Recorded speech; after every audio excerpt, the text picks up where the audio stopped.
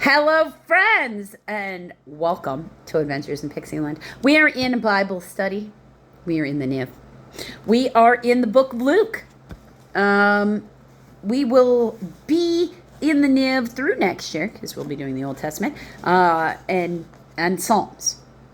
The Facebook page will have the NIV's Proverbs on it. This year, the Proverbs were all KJV.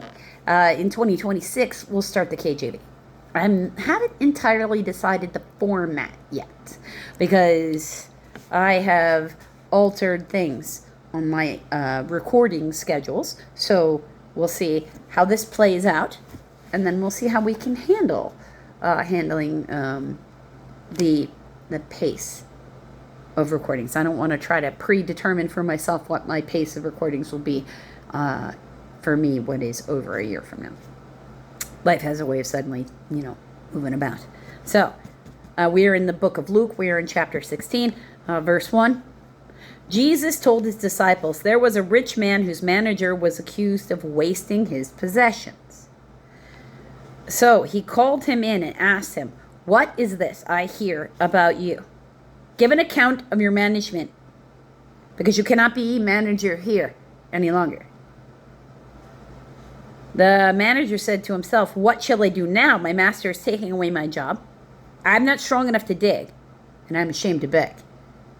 I know what I'll do, so that when I lose my job here, people will welcome me into their houses. He's like, oh, I got to get clever real fast, so I'm employable. So I can be like, he fired me, but I did these things, and he still fired, like that kind of thing. So he called each one of his masters debtors. He asked the first, how much you owe my master? 800 gallons, or 3 kiloliters of olive oil, he replied.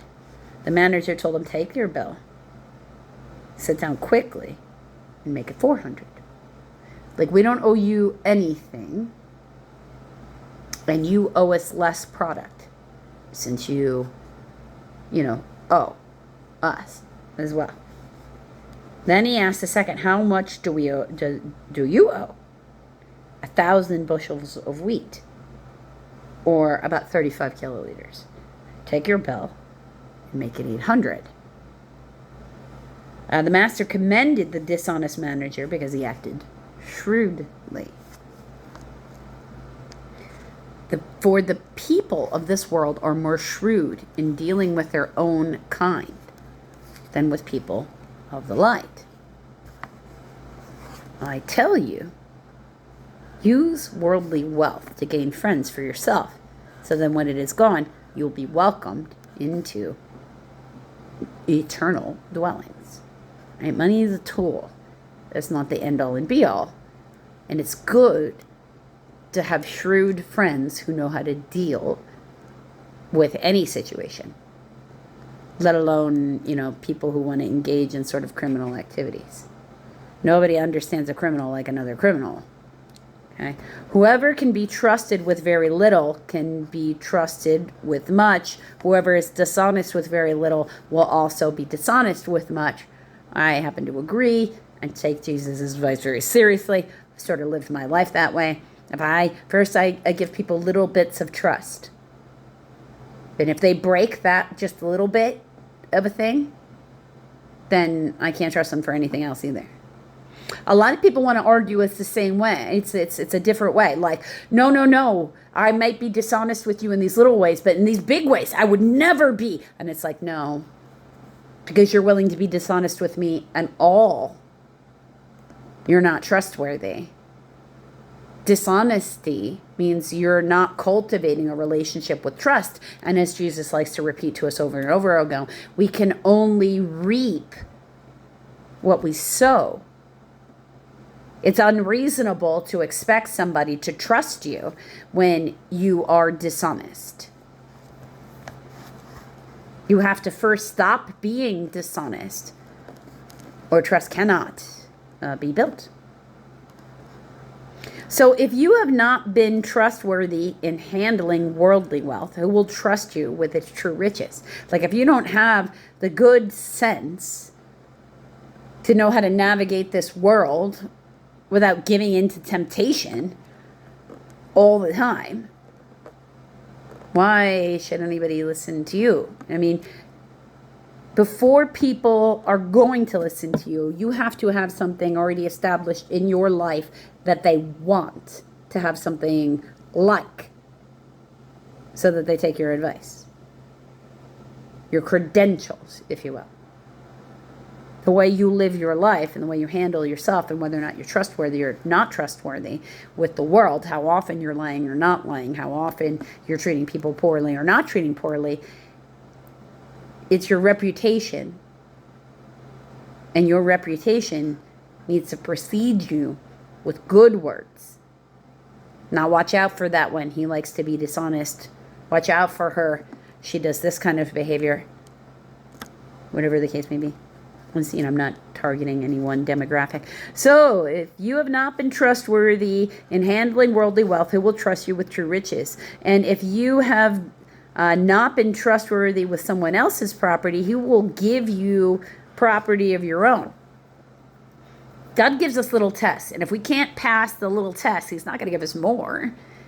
He can't give us more because we can't even handle the little things that he gives us. No servant can serve two masters. Either he will hate one and love the other, or he will be devoted to one and despise the other. You cannot serve both God and money. That doesn't mean God doesn't give you money. It means God only gives you money if you have your head down and you're doing the work he told you to do. That's all the work, including the love one another work. Because he told us to love one another, and if you're not doing that, then you're not doing the work. Okay?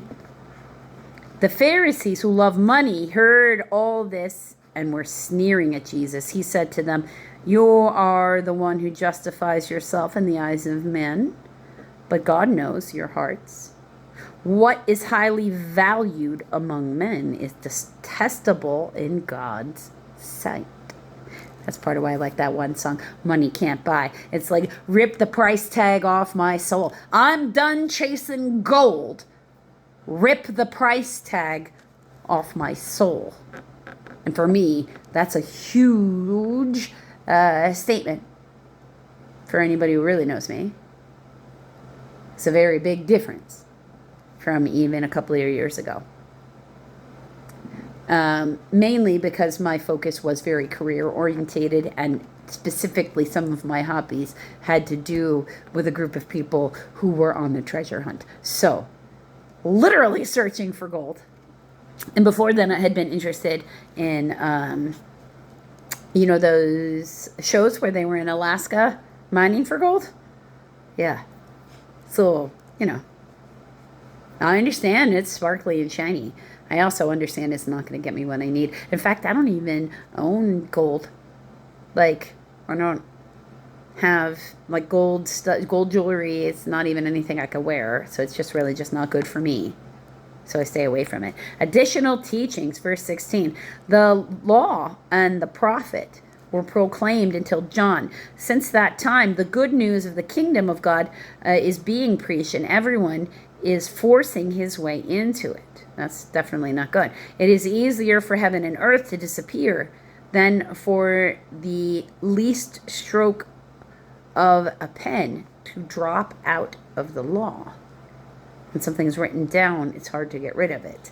Anyone who divorces his wife and marries another woman commits adultery, and a man who marries a divorced woman commits adultery. The rich man and Lazarus. Verse 19. There was a rich man who was dressed in purple and fine linen and lived in luxury every day. At his gate was laid a beggar named Lazarus, covered with sores and longing to eat what fell from the rich man's table. Even the dogs came and licked his sores. Oh, so they think they're doing something good, the dogs. They're trying to disinfect him, because that's how they disinfect themselves. The time came when the beggar died, and his angels carried him to Abraham's side. Then the rich man also died and was buried. In hell, or Greek Hades, where he was in torment, he looked up and saw Abraham far away with Lazarus by his side. So he called to him, Father Abraham, have pity on me, and send Lazarus to dip the tip of his finger into the water and cool my tongue, because I am in agony with fire, in this fire. But Abraham replied, Son, remember that in your lifetime you received your good things, while Lazarus received bad things. And now he is comforted here, and you are in agony. And besides all this, between us and you, a great chasm has been fixed, so that those who want to go from here to you cannot, nor can anyone cross over there to us. So he's saying in hell, this rich man could see Abraham and Lazarus. As he looked up, he could see them in heaven. And he wanted him to send Lazarus down. Send him out of heaven. Send that one who had sores on this earth out of heaven down to me to give me a drink of water, because I say so. He answered, Then I beg you, Father, send Lazarus to my house, for I have 5 brothers. Let him warn them, so that they will not come to this place of torment.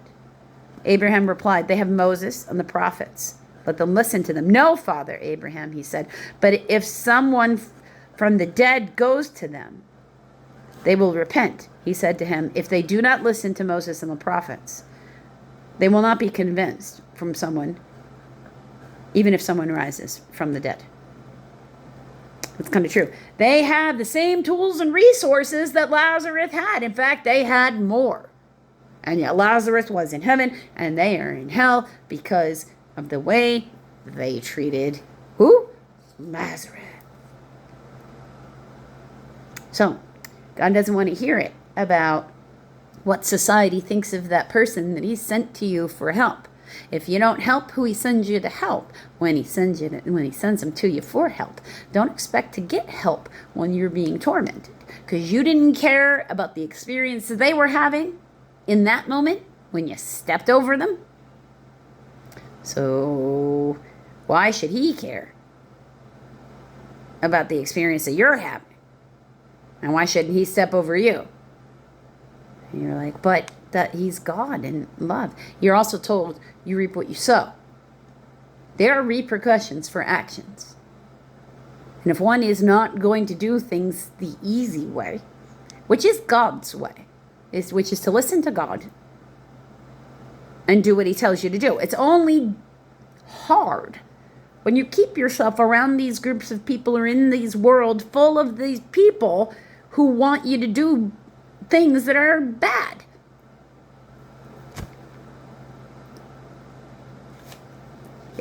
So it's sort of like an alcoholic doesn't get clean if he keeps walking into a bar.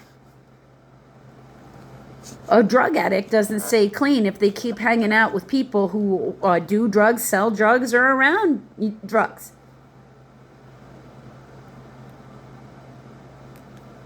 If you're going to keep people around you who excuse your crappy behavior and they also don't give to people in the world and they're also only focused on themselves and they're also this or also that, and those are things, no matter what they are, that you're trying to move away from, how do you expect to be successful? It doesn't make any sense. And what they're saying here is to people in the light, those that want to stay in the dark aren't going to make any sense. You got to be shrewd. So you got to look at what their actual intention is. What do they get out of it? What do they want? It doesn't mean you can't be loving and help them in those ways if that's what they want. Maybe what they want is perfectly reasonable, and maybe the way they're going about it is just not the best way, so maybe you guide them a different way. All those things are also okay. You don't have to repeat the behaviors of others. He's really saying tit for tat behavior is not an excuse in heaven.